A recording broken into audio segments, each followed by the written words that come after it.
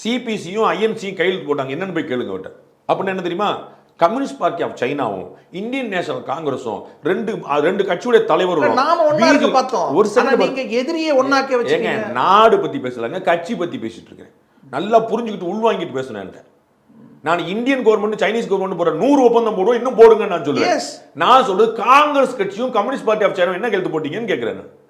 என்ன கையெழுத்து போட்டீங்கன்னு கேட்கிறேன். சொல்லிருக்கீங்களான்னு கேட்கிறேன். அதை முதல்ல கேளுங்க. பாகிஸ்தானையும் சைனா பிரிக்க நல்ல சண்டை பண்ணி அப்புறம் பேசுவோம். நீங்களும் அவங்கள கூட்டு வச்சுக்கிட்டு இருக்கீங்க. என்ன கையெழுத்து போட்டி இன்னைக்கு சொல்ல மாட்டேன்றீங்க. எங்களை என்ன சொல்லிட்டு இருக்கீங்க நீங்க? அது இந்தியன் கவர்மெண்ட் சைனீஸ் கவர்மெண்ட் நான் கேட்க மாட்டேன். உரிமைமே பெருமைமே சந்தோஷமே.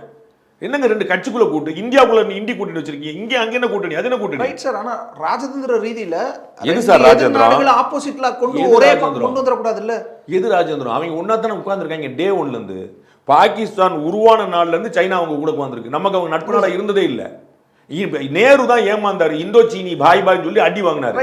நாம அன்னைக்கு உள்ள பார்த்தல ஜார்ஜ் பெர்னாண்டஸ் வாஜ்பாயோட கவர்மெண்ட்ல ஜார்ஜ் பெர்னாண்டஸ் இருக்கும்போது ஓபனா சொன்னார், பாகிஸ்தானை விட நமக்கு எதிரி நாடு சைனா. ஓபனா மிலிட்டரி டிஃபென்ஸ் மினிஸ்டர் சொல்லிருக்காரு. ஆனா பாகிஸ்தான் ஆரம்பத்துல இருந்தே அமெரிக்க பின்னணியில தான, அமெரிக்காவை தான பின்னாடி வச்சிருக்காங்க. தெரியல அப்படியா சார் கேளுங்க.